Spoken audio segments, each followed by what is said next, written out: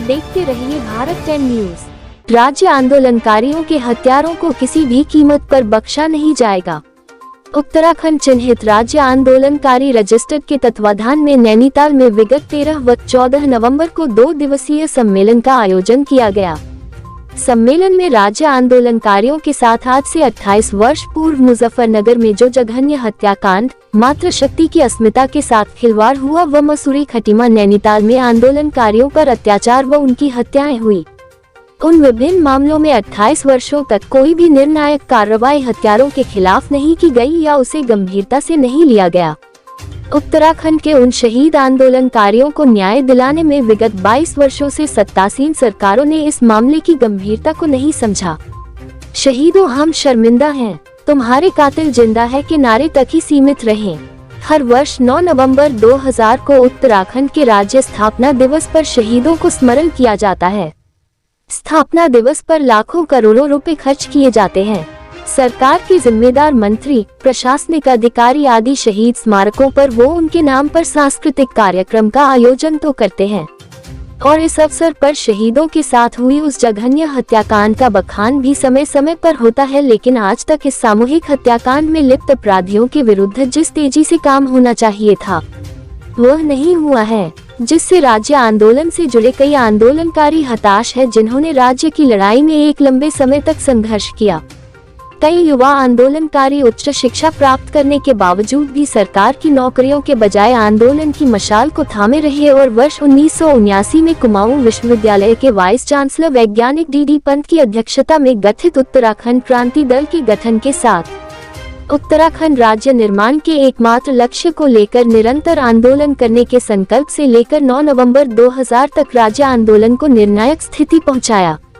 उत्तराखंड की प्रथम विधिवत चुनी हुई सरकार में पंडित नारायण दत्त तिवारी से लेकर युवा मुख्यमंत्री पुष्कर सिंह धामी की सरकार तक लगभग राज्य को बने हुए 22 वर्ष के बाद भी राज्य आंदोलनकारियों के साथ हुए हत्याकांड, उन्हें राज्य निर्माण सेनानी का दर्जा दिए जाने, आंदोलनकारियों के आश्रितों को उच्च शिक्षा हेतु निःशुल्क शिक्षा व 10% आरक्षण जैसे मामलों पर सरकार ने सिर्फ घोषणाएं की और वोट बैंक को प्रभावित करने के ही प्रयास किए।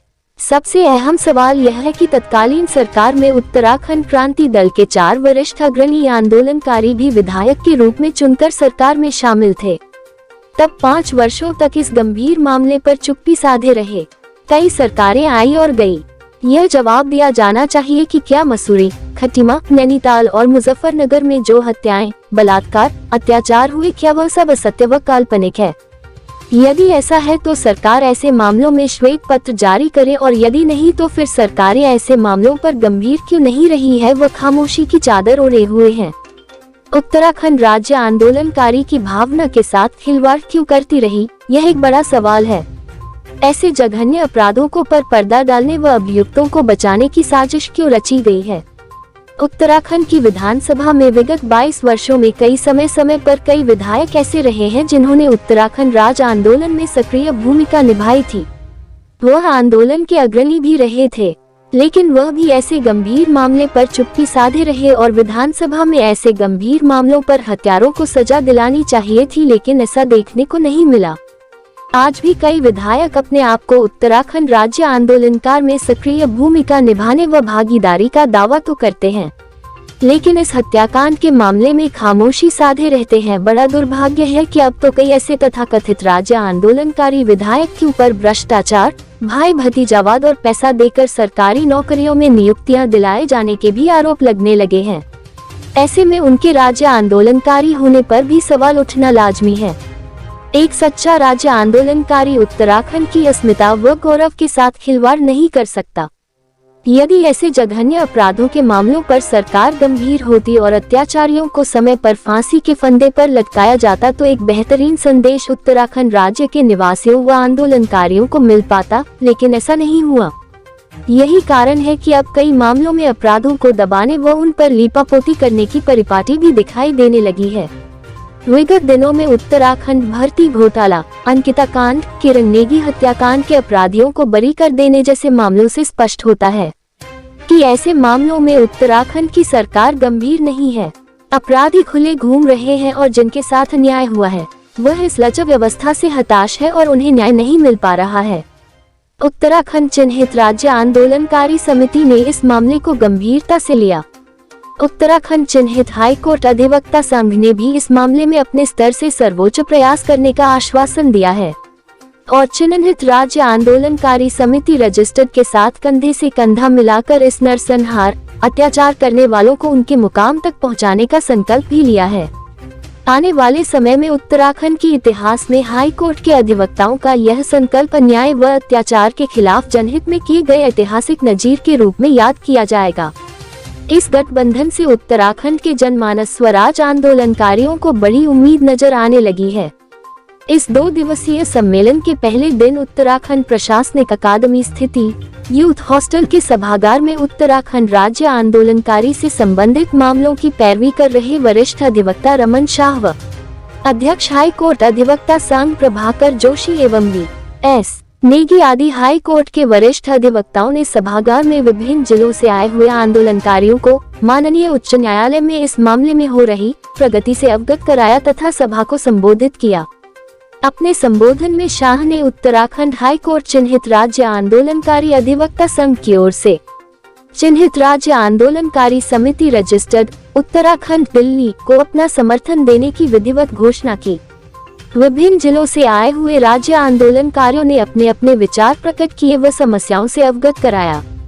उत्तराखंड चिन्हित राज्य आंदोलनकारी समिति रजी के केंद्रीय अध्यक्ष भूपेंद्र सिंह रावत ने उत्तराखंड हाई कोर्ट चिन्हित राज्य आंदोलनकारी अधिवक्ता संघ के सभी पदाधिकारियों व सदस्यों को द्वारा अपना समर्थन देने पर आभार व हर्ष व्यक्त किया तथा सभी को शुभकामनाएं प्रेषित की। इसके साथ ही प्रथम सत्र के समापन की घोषणा की। भारत 10 न्यूज से हनीफ रजा की रिपोर्ट।